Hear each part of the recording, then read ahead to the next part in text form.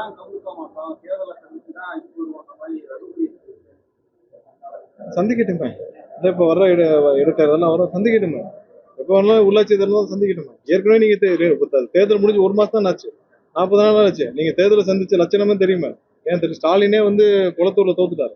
இதுவரை வந்து திமுகவுடைய முதலமைச்சர் திமுக கட்சியில முதலமைச்சர் கேண்டிடேட் எனக்கா தோத்து பார்த்துருக்கு. மோசமான காலகட்டத்தில் கூட அனைவரும் தோற்றாலும் கருணாநிதி மட்டும் ஜெயிச்சிருக்கு. எம்ஜிஆர் காலத்துல அனைவரும் தோற்றாலும் கருணாநிதி மட்டும் ஜெயிச்சிருக்காரு. அதை விட மோசமான காலம் இன்னைக்கு ஸ்டாலினுக்கு கொடுத்துருக்காங்க. அப்ப நீங்க எந்த லட்சணத்துல நீங்க 5 வருஷம் ஆட்சியை நடத்திருக்கீங்க? நீங்கள் உங்களை உங்க சொந்த தொகுதியிலேயே நீங்கள் போய் நின்ற தொகுதியிலேயே உங்களை தோற்கடிச்சிருக்காங்கன்னா நீங்கள் மக்களுக்கு என்ன செஞ்சீங்கன்னு அதிலே தெரிஞ்சது. இன்னும் எத்தனை தேர்தல் வந்தாலும் இதுவரைக்கும் புரட்சி தலைவர் சொல்லியிருக்காரு, தீய சக்தி திமுக ஒழிச்சே அவன். அம்மா சொல்லியிருக்காங்க, தீய சக்தி திமுக ஒழிச்சே அவன். இன்னைக்கு அதை வந்து எங்களுடைய தலைவர் அண்ணன் விஜய் அவர்கள் ஒழித்து விட்டார். அதான் இன்னைக்கு மக்கள் தேர்தல். இன்னைக்கு வந்து அதோடைய முதலமைச்சர் வேட்பாளரை தோற்றானால் அந்த கட்சி இத்தோடு முடிந்து விட்டது. திமுகவுடைய அத்தியாயம் முடிந்து விட்டதுக்கு அந்த ஒரு காரணம் தான் இன்னைக்கு எல்லாரும் தெரிச்சு ஓடிட்டு. ஏன்னா அந்த கட்சிக்கான ஒரு நீரோட்டமே இல்லை. அந்த கட்சியை வழிநடத்த யாருமே இல்லை. திரு ஸ்டாலின் அவர்கள் ஏதாவது நல்லது செய்யணும்னு நினைச்சாருன்னா, அந்த கட்சிக்கு ஏதாவது நல்லது செய்யணும்னு நினைச்சாருன்னா அவர் அந்த குடும்பமும் அவரும் ஸ்டாலினும் அவர் குடும்பமும் அந்த கட்சியில் அனைத்து பொறுப்புகளும் வந்து ராஜினாமா செய்துவிட்டு அறிவாலயத்தை ஏற்கனவே அண்ணா எப்படி தொண்டர்களுடைய வரிப்பணத்துல அந்த அறிவாலயத்தை கட்டினார். அறிவாலயத்தோட இருந்து தொண்டர்களுடைய வரிப்பணத்துல எல்லாரும் 5 ரூபா 10 ரூபா 1 ரூபா 2 ரூபான்னு போட்டு கட்டினதான் அந்த அறிவாலயம். அந்த மாதிரி அந்த அறிவாலயத்தை தொண்டர்கள்ட்டே ஒப்படைச்சிட்டு போனாதான் மிச்சம் மீதி இருக்கிற கட்சியாவது காப்பாற்றப்படும். இல்ல அவதூறு வழக்கு அனிதா ராதாகிருஷ்ணன் மாதிரியான வாய்க்கோளுக்குள்ள எவ்வளவு பேசினாலும் எல்லாரும் பார்த்தோம். நீங்க மைக்க பிடிச்சா என்ன வேணாலும் பேசுறீங்களா? நாங்கெல்லாம் அப்படியே பேசிட்டு இருக்கோம். மைக்க பிடிச்சிட்டு எல்லாரும் அவங்க குடும்பம் இதெல்லாம் பேச முடியுமா?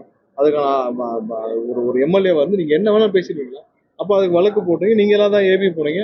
ஏபி போனா அங்க வந்து கோர்ட்லயே நீங்கள் பேசியதை பார்த்து விட்டு இவருக்கு பெயில் எல்லாம் கொடுக்க முடியாது, ஆன்டிசிபேட் பெயில் கொடுக்கணும், டிஸ்மிஸ் பண்ணா ஆட்டோமேட்டிக் கைது செய்யதான் ஆகும். ஒருத்தர் முன்ஜாமீன் வந்து டிஸ்மிஸ் ஆனா அவங்க கைது தான் பண்ணுவாங்க காவல்துறை. வேற என்ன செய்வாங்க?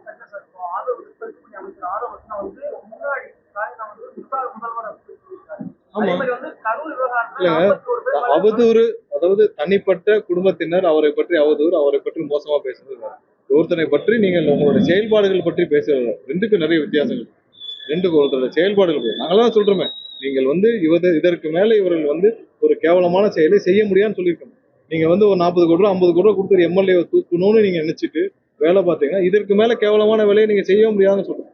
அனிதா ராதாகிருஷ்ணன் மாதிரி இன்னும் நிறைய பேர் நிறைய தவறுகளை செய்துவிட்டு 20-25 வருஷமாக அரசியலையும் மக்களையும் ஏமாத்தி வந்தாங்க. அவர்களுக்கான காலம் இத்தோடு முடிந்து விட்டது.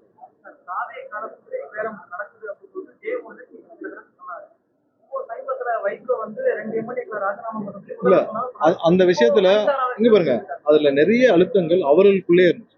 அவர்களுக்குள்ளே ஏன்னா திரு டிடிவி அவர்கள் சொன்னதை அவர்கள் எம்எல்ஏவே அடுத்த நாளே மறுத்தாரா இல்லையா? அவர்கள் எம்எல்ஏ வந்து எழுதி கொடுத்த ஆதாரத்தோடு வெளியிட்டப்பட்டுச்சா?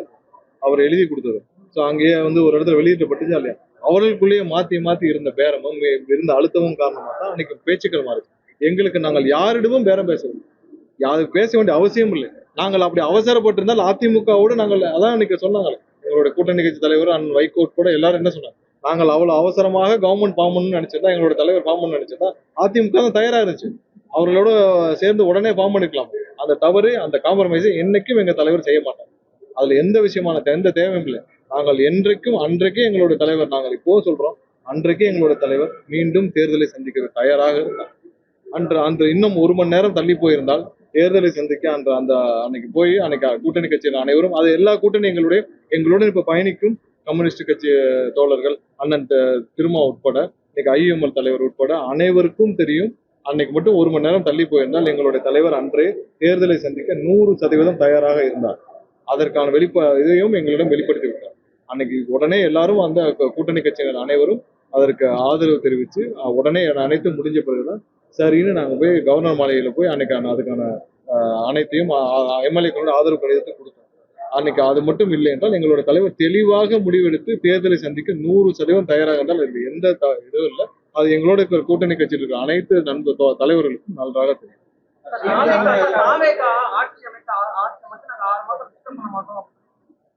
அதை சொல்லிட்டு இல்ல அதை சொல்லிட்டு தானே அன்னைக்கு ஐஎம்எல்லுடைய தலைவர் ஐயா என்ன சொன்னாங்க, அதாவது இவத்தை சொல்லிட்டு அடுத்த நாளே வந்து நம்ம வந்து முத நாள் வந்து ஆளுநர் ஆட்சி அமைக்க கூப்பிடணும்னு சொல்லிட்டு அடுத்த நாளே இவர் வந்து எடப்பாடி முதல்வராகணும்னு கூப்பிட்டு பேசினார்.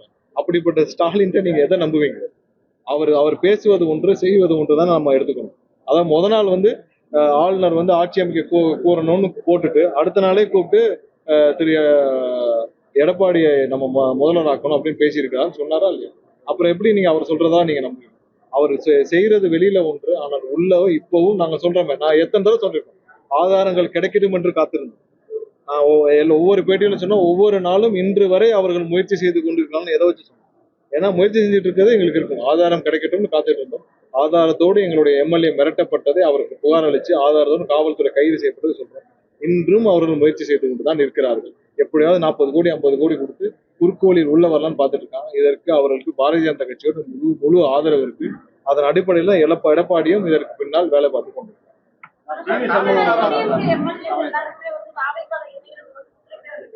இல்ல நீங்க ஒரு விஷயம் புரிஞ்சுக்கோங்க. இப்போ ஒருத்தர் எம்எல்ஏ இருக்கிறார், அவருக்கு வந்து எடப்பாடியும் ஸ்டாலின் மாதிரி ஒரு தலைமை இருக்கு.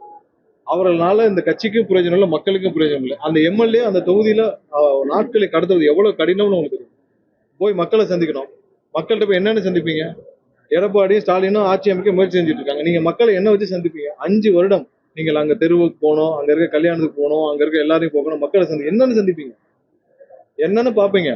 எடப்பாடியும் ஸ்டாலினும் முதல்வராக முயற்சி செஞ்சுட்டே இருக்காங்க. உங்களுக்கான அரசியல் எதிர்காலம் இல்லை. இவங்க 2 பேரும் என்ன செய்வாங்கன்னு தெரியாது. பிஜேபியோட போய் சேர்ந்து ஆளுக்கு ஒரு அமைச்சர் பதவி வாங்கிட்டு போனாலும் போதும். ஒரு எம்எல்ஏவாக, அதுவும் வந்து இந்த மாதிரி ஒரு ஸ்டேபிள் இல்லாத, ஒரு எதிர்காலம் இல்லாத ஒரு தலைவர்கள் பின்னால் எப்படி எம்எல்ஏவாக தொடரும்? நீங்க எம்எல்ஏ இல்லாம சும்மா சுத்திட்டு வர்றதுக்கு ஒன்றும் பிரச்சனை இல்லை. பட் எம்எல்ஏவாக தொடர்வது சாதாரண விஷயம். ஏன்னா மக்களுடைய கோரிக்கையை கேட்கணும், அவங்ககிட்ட நிறைவேற்றணும், அவங்களுக்கான விஷயத்தவே பேசணும். ஒண்ணு நீங்க ஒரு தரமான எதிர்கட்சி தலைவராக இருக்கணும், ஒரு எதிர்கட்சியாக செயல்படணும். அதற்கும் துப்பு இல்லை. ஒரு எதிர்கட்சியாக செயல்பட்டு மக்களோடு இணைந்து மக்களோட செயல்படுறதுக்கு துப்பு இல்லை. நீங்கள் வீட்டுக்குள்ள இருந்து உடனே ஆட்சி அமைக்க முயற்சி செஞ்சுட்டு இருக்கீங்க. எம்எல்ஏவாக சும்மாலாம் தொடர முடியும். அதனாலதான் இன்னைக்கு அவங்க எல்லாம் வந்து ரிசைன் பண்ணிட்டு, அப்படி தொடர முடியாமல் ரிசைன் பண்ணிட்டு பேசாமல் இன்னைக்கு மக்கள் ஆதரவு யாருக்கு இருக்கோ அங்க போய் ஜாயின் பண்ணி நினைக்கிறாங்க. அது வந்து உண்மையிலேயே இப்படி ஒரு தலைமையின் பின்னால் பயணிக்க யாருக்கும் முடியாது. நீங்க அவங்கள்ட்ட கேட்டு பாருங்க. இன்னைக்கு எதிர்கட்சியாக, அதாவது அதுவும் அதிமுக மாதிரியான ஒரு ஸ்திரத்தன்மை இல்லாத ஒரு எடப்பாடியா மாதிரியான ஒரு தலைமைக்கு பின்னால் எப்படி செயல்பட முடியும்னு யாராவது ஒருத்தர் கேட்டு பாருங்க. எதை வச்சுட்டு அவங்க மக்களை பேஸ் பண்ணுவாங்க? எந்த முகத்தோடு அவர்கள் இங்க மக்களை போய் பேஸ் பண்ணுவாங்க? ஒவ்வொரு நாளும் ஒரு முடிவு எடுத்துட்டு இருக்காரு. இன்னைக்கு அவங்களோட தலைவர் எல்லாம் ஆளுக்கு ஒரு திசையில் இருக்காங்க. யாரும் கட்சி ஆபீஸ்க்குள்ளே போறது இல்ல. அவங்க கட்சி ஆபீஸ்க்குள்ள போகணும்னா எப்படி நீங்க மக்களை போய் சந்திப்பீங்க? சோ அவர்கள் எப்படி மக்களை அந்த தொகுதியில போய் சந்திப்பாங்க? யாருமே தொகுதிக்குள்ள போகல.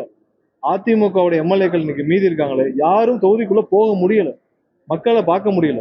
எல்லாரும் ஒண்ணு வீட்டுக்குள்ள முடங்கி இருக்காங்க, இல்லாட்டி சென்னையில இருக்காங்க. ஸோ அந்த நிலைமையில எப்படி தொடர்வாங்க? ஸோ யார் யாருக்கெல்லாம் தைரியம் இருக்குதோ, யார் யாருக்கெல்லாம் இது மேல இல்லைன்னு நினைக்கிறாங்களோ அவர்களுடைய பாதையை அவங்களே தீர்மானிக்கிறாங்க. அவர்கள் அதுலயும் வந்து நாங்கள் யாரையும் வந்து அழைக்கவில்லை. அது இவ்வளவு நாள் அவர்களே வந்து தீர்மானிச்சு அவங்களே ரிசைன் பண்ணி வேற வழி இல்லாமல் இன்னைக்கு வெளியே வர்றாங்க. அவர்கள் யார் யார் வருகிறார்களோ அவர்கள் வந்து இன்னைக்கு தமிழை வெட்டுக்களத்தை இருக்கிறாங்க. யார் இணைந்தாலும் எங்களுடைய பாலிசியில் எந்த காம்ப்ரமைஸ் இருக்காது.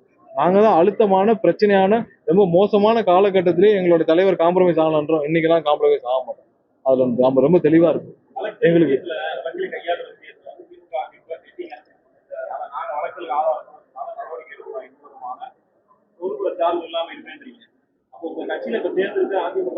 நாங்க தான் தெளிவா சொல்லிட்டோமே, எந்த வழக்கு, எந்த விதத்திலும் வழக்குகள் இருந்தால் அது தொடர்ந்து நடைபெறும். எந்த விதத்திலும் எங்களுடைய தலைவருடைய பாலிசியில எந்த மாற்றமும் எந்த வழக்குகள் இருந்தாலும் தொடர்ந்து நடைபெறும். எந்த பாலிசியிலும் எங்களோட தலைவர் எந்த காலத்திலும் மக்கள் தான் அவருக்கு எங்களுடைய தலைவருக்கு பிரதானம். மக்களுக்கு பயந்து மட்டும்தான் எங்களோட தலைவர் வேலை வைப்பார். வேற யாருக்காகவும் எங்களுடைய பாலிசியில ஒரு துளியலும் எங்களோட தலைவர் மாற்றிக்க மாட்டார். அது மோசமான, அதாவது எங்களுக்கு கடும் நெருக்கடியான காலகட்டத்தில் எங்களோட தலைவர் காம்ப்ரமைஸ் பண்ணிக்கல நம்மளுடைய முதல்வர். இன்னைக்கெல்லாம் அதுக்கு ஒரு பர்சன்டேஜ் கூட வாய்ப்பு இல்லை. வேற ஏதாவது